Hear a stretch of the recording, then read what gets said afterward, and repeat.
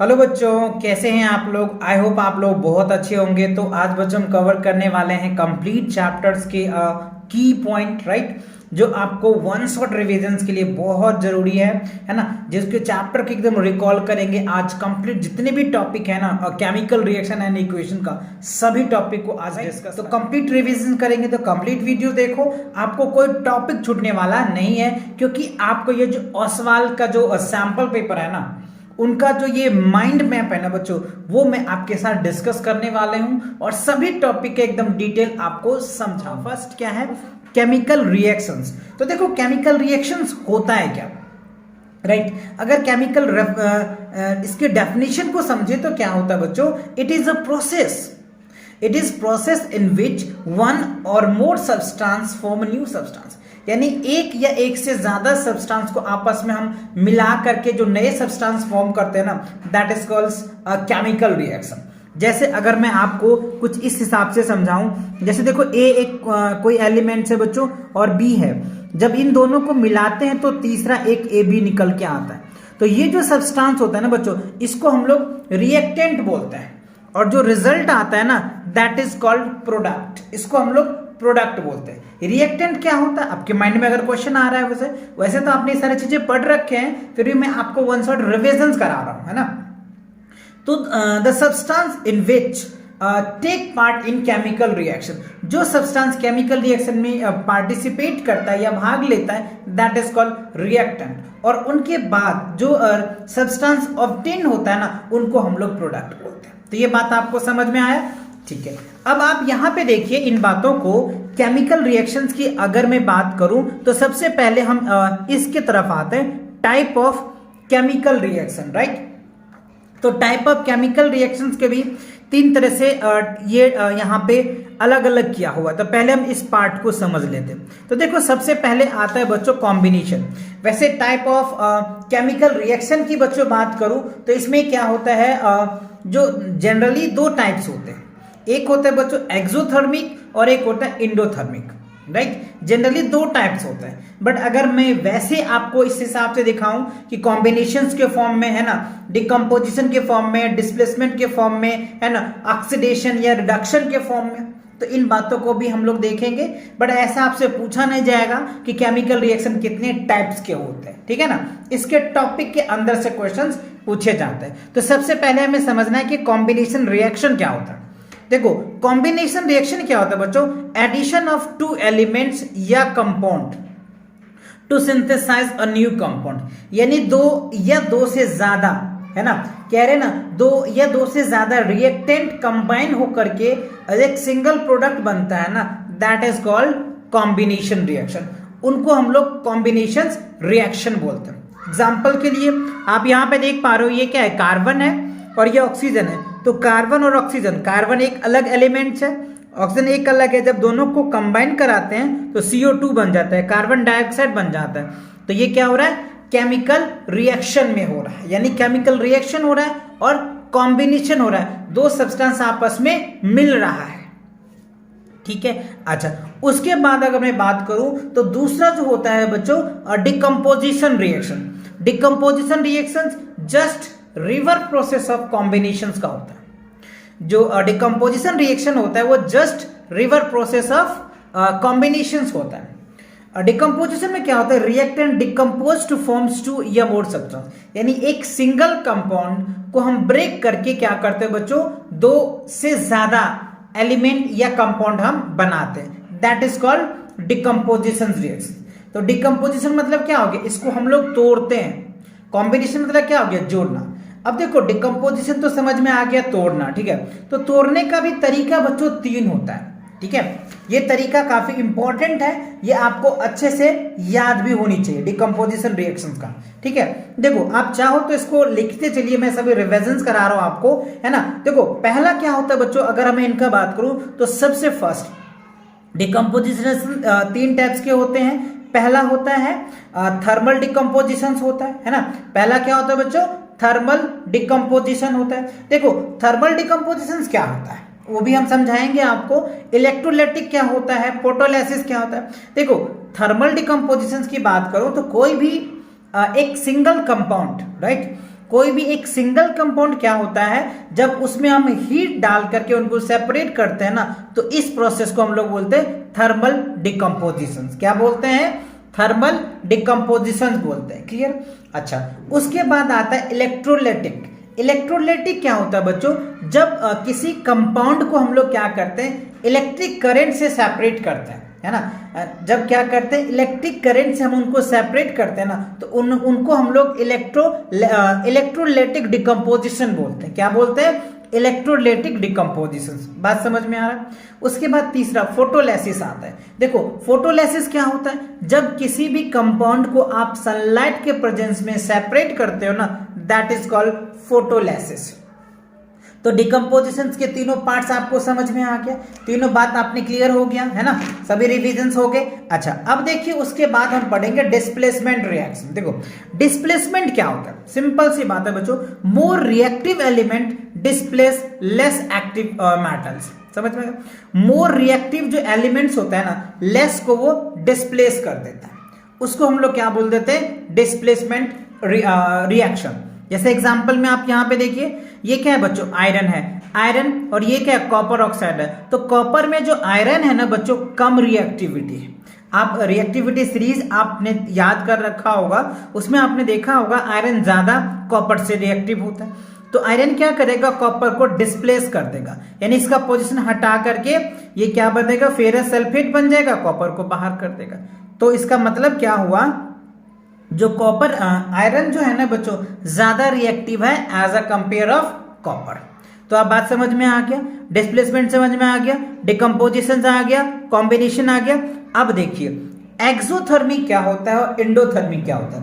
देखो एक्सोथर्मिक क्या होता है? हीट को रिलीज कर देता है। एक्सो मतलब बाहर निकाल देता है, हीट को रिलीज कर देता है, दैट इज कॉल्ड, हम क्या बोलते हैं बच्चों? एक्सोथर्मिक। और इन मतलब इंडो। इंडोथर्मिक क्या होता है? जिसमें हीट अंदर आता है, यानी आप ऐसे कह सकते हो हीट एब्जॉर्ब करता है, राइट। तो जब हीट एब्जॉर्ब करता है तो इंडोथर्मिक बोलते हैं, और जब हीट रिलीज करता है तो हम उनको एक्सोथर्मिक बोलते हैं। क्या बोलते हैं? एक्सोथर्मिक। तो आई होप ये सभी बात जो है ये आपको क्लियर अच्छे से समझ में आ गया। चलिए अब बात करते हैं बच्चों डबल डिस्प्लेसमेंट रिएक्शंस का, है ना। तो यहां पे देखो डबल डिस्प्लेसमेंट क्या कह रहा है। डबल डिस्प्लेसमेंट क्या होता है बच्चों? Exchange of their ions. Ions का एक्सचेंज करता है ना, उनको हम लोग बोलते हैं डबल डिस्प्लेसमेंट रिएक्शंस। की पॉइंट आपको रिमेंबर करना है। डेफिनेशन चाहिए तो चैनल पे विजिट करके कंसेप्ट लेक्चर को आप देख सकते हो आसानी से, वहां पे एक एक डेफिनेशन हमने लिखवा रखा है।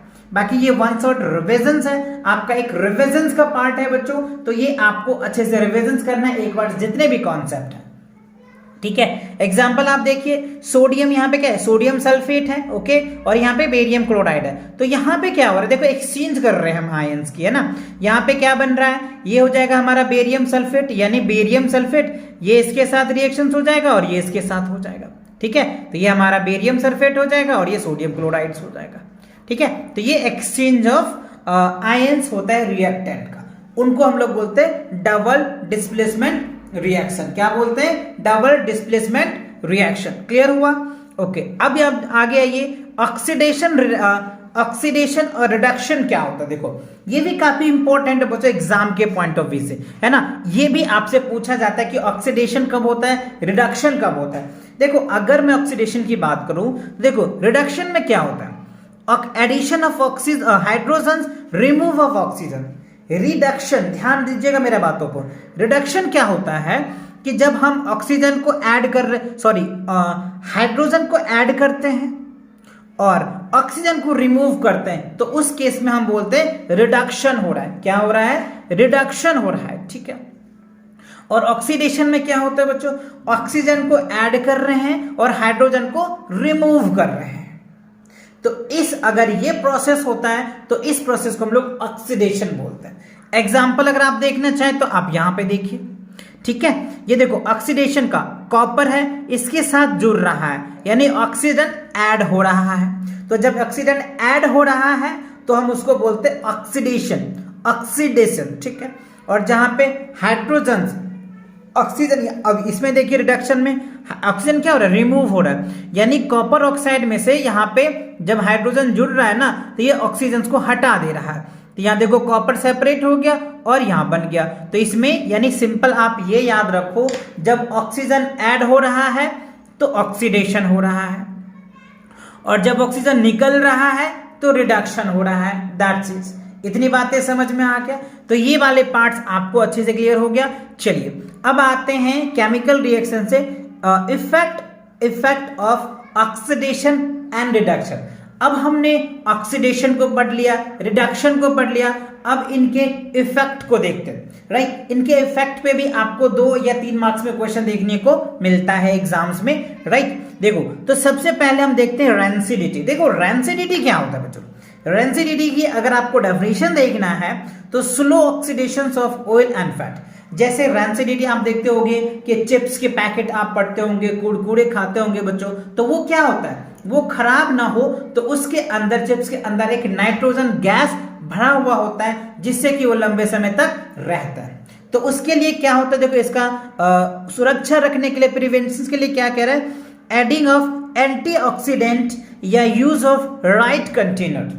ये 2 चीजें हम उनको रेंसिडिटी से बचाने के लिए करते हैं। या फिर जैसे हमने अभी बताया आपको कि चिप्स के पैकेट में एंटीऑक्सीडाइड में नाइट्रोजन के गैस भर दिया जाता है जिससे कि उसका एक समय होता है, उस समय तक वो डिस्ट्रॉय नहीं होता है, उस तरह वो खराब नहीं होता। या फिर आप कंटेनर ही ऐसा रखें जिसमें वो खराब ना हो। तो ये बात क्लियर हुई।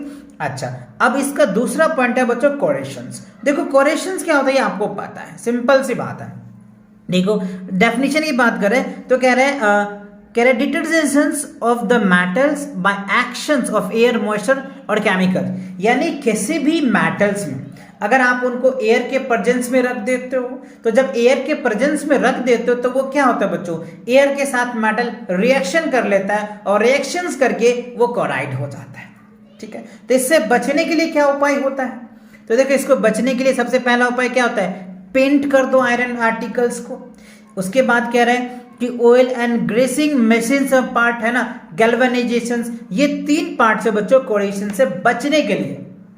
समझ रहे बात को? तो ये 3 बात और भी है वैसे, बट आपको इसमें शॉर्ट पॉइंट्स में दिया हुआ है, तो इतना आप रिमेंबर करें, दैट्स इट। ओके, अच्छा अब इसी का देखो अगला, अब इसका इफेक्ट क्या है, डेफिनेशन समझ में आया, इनके बचने का उपाय आपको समझ में आ गया। अब इनका इफेक्ट देखिए, इफेक्ट अगर देखते हैं, देखो cause of damage to ships, car, bodies हो जाता है, ब्रिज हो जाता है, रेलिंग्स हो जाता है।